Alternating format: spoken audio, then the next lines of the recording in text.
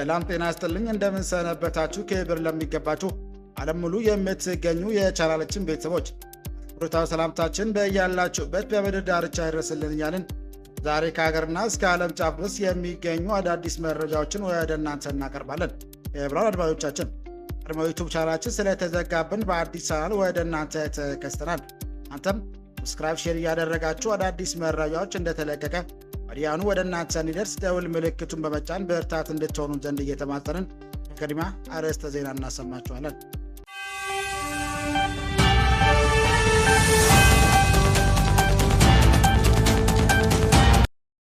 በትግራይና በፌዴራል መንግስት መካከል ያለውን ጉዳይ ለመፍታት ለንግግር ዝግጁ ነኝ አለ።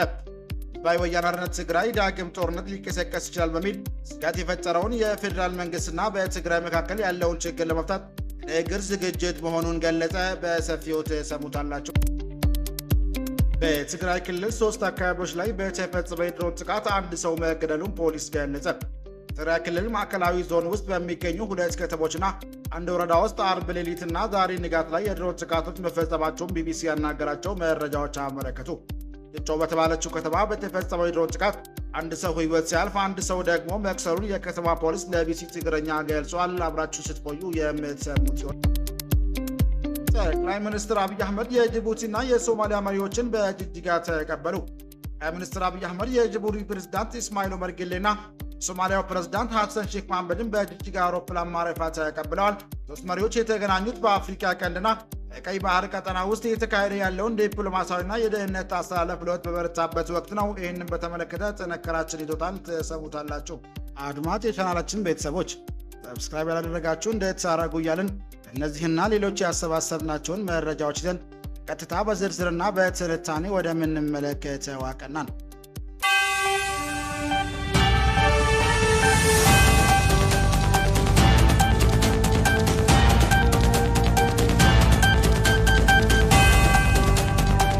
ህወሓት በትግራይ ክልልና በፌዴራል መንግስት መካከል ያለውን ጉዳይ ለመፍታት ለንግግር ዝግጁ ነኝ አለ። ህዝባዊ ወያነ ሓርነት ትግራይ ዳግም ጦርነት ሊቀሰቀስ ይችላል በሚል ስጋት የፈጠረውን በፌዴራል መንግስትና በትግራይ መካከል ያለው ችግር ለመፍታት ለንግግር ዝግጁ መሆኑን ገለጸ። ህወሓት ትናንት ጥር 23 2018 ዓ.ም ይፋዊ ማህበራዊ ሚዲያ ገጹ ላይ ባጋራውና አፍሪካ ህብረት ኮሚሽን በጻፈው ደብዳቤ ላይ ለሰላምና መረጋጋት ቁርጠኛ መሆኑን አስታውቆ እንደ ሁል ጊዜም ለንግግር ዝግጁ ነኝ ብሏል። ህጋዊነቱ በምርጫ ቦርድ የተሰረዘው ህወሓት እዚህ ደብዳቤው ኮሚሽኑ ባለፉት ቀናት በትግራይ ክልል የተከሰተው ግጭት እንዲረግቡ ሁሉም ወገኖች ድርጊታቸው እንዲታቀቡ መጠየቁንም አውድሷል። አፍሪካ ህብረት ኮሚሽን ሊቀመንበር ማህሙድ አሊ ዩሱፍ አርብ ዕለት ባወጣው መግለጫ ፌዴራል መንግስትና ህወሓት በክልሉ ያለውን ሁኔታ ማባባስ በከፍተኛ ሁኔታ እንዲታቀቡ መጠየቃቸውም ይታወሳል። ትግራይ ክልል አካባቢዎች እየተስተዋሉ ያሉት ሰሞነኛ ክስተቶች እጅግ እንዳሳሰባቸው ኮሚሽኑ አክለውም ገልጸዋል። የህወሓት ሊቀመንበር ደብረጽዮን ገብረ ሚካኤል ደብዳቤያቸው ድርጅታችን በትግራይና በፌዴራል መንግስት መካከል ያለውን ጉዳይ መፍታት ንግግር ብቸኛው አማራጭ እንደሆነ ያምናል ብሏል። ህወሓት ኮሚሽኑ በላከው ደብዳቤ ሐቀኛ አካታችና ውጤት ተኮር ውይይት ለማካሄድ ቁርጠኛ መሆኑን ገልጾ የአፍሪካ ህብረት ይህንን እንዲያደርግም እምነት እንዳለው አስታውቋል። እዚህ መሰረት ህወሓት ገንቢ በሆነ መንገድ በአፍሪካ ህብረት አደራዳሪነት ውይይት ለማድረግ ዝግጁ መሆኑንም ገልጿል። ባለፉት ቀናት የትግራይና የአማራ ክልሎች በይገባኛል በሚወገዙባቸው ዘለምት አካባቢ ህወሓትና በፌዴራል መንግስት መካከል ግጭት መከሰቱም ተዘግቧል። ዜና ወኪሎች ኢኤፍፒ እና ሮይተርስ የአማራና የትግራይ ክልሎች ጸለምት አካባቢ ኢትዮጵያ መንግስትና በትግራይ ኃይሎች መካከል ግጭት መካሄዱን የደህንነትና የዲፕሎማቲክ ምንጮች በመጥቀስ ዘግቧል። ኢትዮጵያ ሰብአዊ መብቶች ኮሚሽን ኢሰመኮ ካለፉት ሳምንት እሁድ ዕለት ጨምሮ በትግራይና አማራና አፋር ክልሎች መካከል በሚገኙ አንዳንድ አዋሳኝ አካባቢዎች ግጭቶች መቀስቀሳቸውንም አረጋግጧል። ኮሚሽኑ በተለይም በጸለምት አጋሌና አብዓላ አካባቢዎች የተነሱት ግጭቶች ሰዎችን የህይወትና የአካል ደህንነት ስጋት ላይ የሚጥሉ እንደሆኑ አስታውቋል። ህወሓት በመግለጫው ከጸለምት ስለተነሳው ግጭት ያለው ነገር የለም። ተመሳሳይ የፌዴራል መንግስት በትግራይ ክልል ስለተነሳው ግጭት እስካሁን መግለጫ አልሰጠም። ጸለምት ከተነሳው ግጭት በተጨማሪም አርብ ጥር 22 2018 ዓ.ም ትግራይ ክልል ማዕከላዊ ዞን ውስጥ በሚገኙ 2 ከተሞችና አንድ ወረዳ ውስጥ አርብ ሌሊትና ቅዳሜ ንጋት ላይ የድሮን ጥቃቶች መፈጸማቸውን ቢቢሲ ያገኘቸው መረጃዎች አመላክቷል። ግታቸው በተባለችው ከተማ የተፈጠረው የድሮን ጥቃት አንድ ሰው ህይወት ሲያልፍ አንድ ሰው ደግሞ መቁሰሉን የከተማው ፖሊስ ለቢቢሲ ትግረኛ ተናግሯል።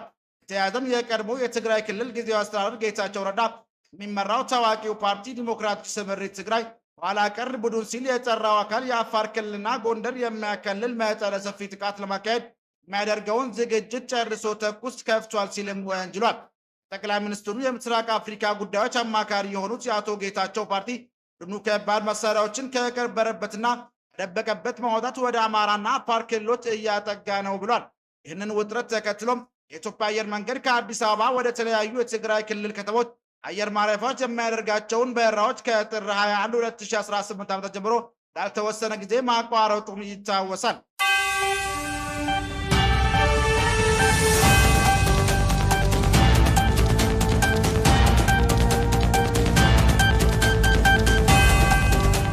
በትግራይ ክልል 3 አካባቢዎች ላይ በተፈጸመው የድሮን ጥቃት አንድ ሰው መገደሉን ፖሊስ ገለጸ።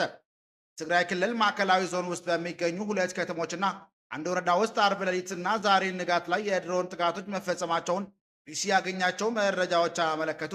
ትጮ በተባለችው ከተማ በተፈጸመው የድሮን ጥቃት የአንድ ሰው ሕይወት ሲያልፍ አንድ ሰው ደግሞ መቁሰሉን የከተማ ፖሊስ ለቢሲ ትግረኛ ገልጸዋል። ፌዴራል መንግስትና የትግራይ ኃይሎች ዳግም ግጭት ውስጥ መግባታቸውን እየተገለጸ ባለበት በዚህ ወቅት የድሮን ጥቃት የተፈጸመው ትናንት አርብ ጥር 22 2018 ዓ.ም ሲሆን ጥቃቱ የተፈጸመው እንትጮና ገንደበታ ከተሞች እንዲሁም አፈሮም ወረዳ ውስጥ እንደሆነ ፖሊስና ምንጮች ተናግሯል። እንትጮና ገንደበረት ከተሞች የተፈጸሙት የድሮን ጥቃቶች ተሽከርካሪዎች ላይ ዕላማ እንዳደረጉም ተገልጿል።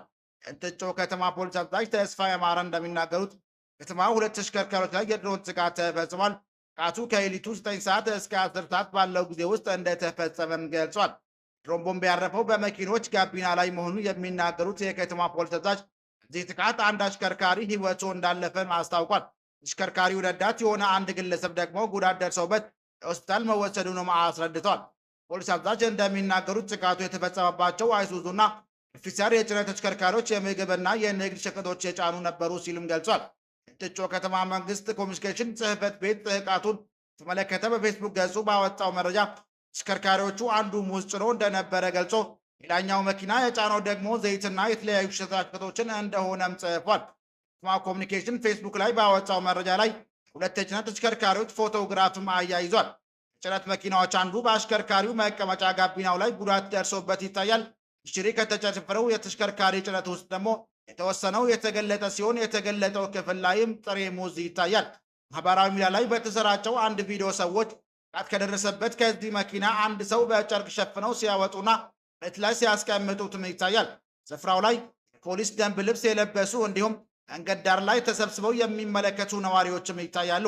ይሁን እንጂ ቢቢሲ የዚህን ቪዲዮ ትክክለኛነት በገለልተኝነት አላረጋገጠም። እንትጮ ከተማ ኮሚኒኬሽን የለጠፈው ፎቶ ከመሃል ጨምሮ የጭነት ሽራው የተቀደደ ሌላ የተሽከርካሪ የሚያሳይ ነው። የተቀደደው የሸራው ክፍል ላይ ካርቶኖች፣ ቢጫ የዘይት ጀሪካን እና ፕላስቲክ የታሸጉ መጠጥ መሰል ነገሮችም ይታያሉ። ቤት ላይ ደግሞ በፕላስቲክ የታሸገ ፈሳሽ ዘይት ተቀምጦና ወድቆ ይታያል። የገንደበረት ከተማ በተፈጸመው ጥቃትም ተመሳሳይ ተሽከርካሪና ኢላማ ያደረገ እንደሆነ የፖሊስ አዛዥና ምንጮች ገልጸዋል። ቢቢሲ ትግረኛ ያናገራቸው ምንጮች እንደገለጹት ንጋት 11 ሰዓት ተኩል ገደማ ጥቃት የተፈጸመበት ተሽከርካሪ በርበሬና ሌሎች የንግድ ዕቃዎችን ጭኖ ነበር ብሏል። ገንደበታ ከተማ በአፈሮና ወረዳ በተፈጸሙት ጥቃቶች በሰው ላይ ጉዳት ስለመድረሱ አልታወቀም። እንትጮ ከተማ አስተዳደር በበኩሉ የድሮን ጥቃት በሌሎች አካባቢዎች ሊደገም ስለሚችል ማህበረሰቡ ከፍተኛ ጥንቃቄ እንዲያደርጉ አሳስቧል። ፌዴራል መንግስትና የትግራይ ኃይሎች ካለፉት ሳምንት መጨረሻ አንስቶ ግጭት ውስጥ ገብተዋል። የኢትዮጵያ ሰብአዊ መብት ኮሚሽን በትግራይ አማራና አፋር ክልሎች አዋሳኝ አካባቢዎች ግጭት መቀስቀሱን ትናንት አርብ ባወጣው መግለጫ አረጋግጧል። 2 ዓመት ደግም አበሳሽ የትግራይ ጦርነት ወቅት በስፋት ጥቅም ላይ የዋለው የድሮን ጥቃት ድጋሚ በተቀሰቀሰው ግጭት ጥቃት ሲያደርስ ይህ የመጀመሪያ አይደለም። እዚህ ሳምንት የትግራይ ኃይሎችና የፌዴራል ኃይሎች ግጭት ውስጥ በገቡበት ጠለምት አካባቢ የድሮን ጥቃት መፈጸሙን ነዋሪዎች ለቢቢሲም ተናግረዋል።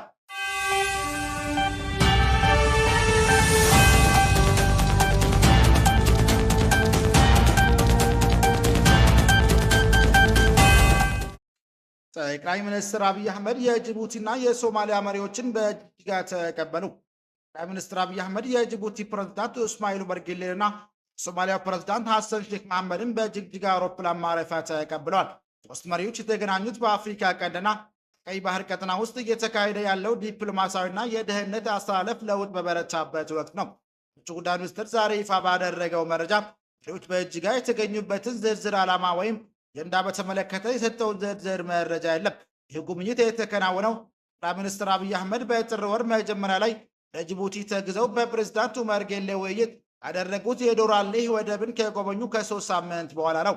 ጠቅላይ ሚኒስትሩ ጉብኝት ግብጽ ከጅቡቲ ጋር በወደብ ልማት፣ በሎጂስቲክና ታዳሽ ኃይል ዘርፎች ትብብር ስምምነት መፈረሟን ተከትሎ የተደረገ እንደነበር ይታወሳል። ወቅቱ ጠቅላይ ሚኒስትር አብይ ውይይቱ በጂኦፖለቲካዊ እንቅስቃሴዎች፣ በቀጠናው ሰላምና ደህንነት እንዲሁም የሁለትዮሽ ትብብርን በማጠናከር ላይ ያተኮረ መሆኑን ገልጸው ነበር። ዛሬ በጅጋ የተደረገው ውይይት ሶማሊያ በዲፕሎማሲያዊና በደህንነት ዘርፏ ከፍተኛ እንቅስቃሴ እያደረገች ባለችበት ወቅት ነው። ሶማሊያ ኢትዮጵያ ጋር ቁልፍ ወዳጅ ከሆነችው የተባበሩት አረብ ኤሚሬትስ ጋር የነበራትን የደህንነት ስምምነቶች በሙሉ ካቋረጠች በኋላ ኳተር ጋር የመከላከያ ትብብር ስምምነት ተፈራርማለች። ክቡራን አድማጮቻችን ለዛሬ ያዘጋጀንላችሁ መረጃዎች ይህን ይመስል ነበር። ሰብስክራይብ ማድረግ፣ ደውል ምልክቱን መንካት እንዳይጠፋችሁ እያልን ሌላ ዜና እስክንገናኝ ድረስ መልካም ቀን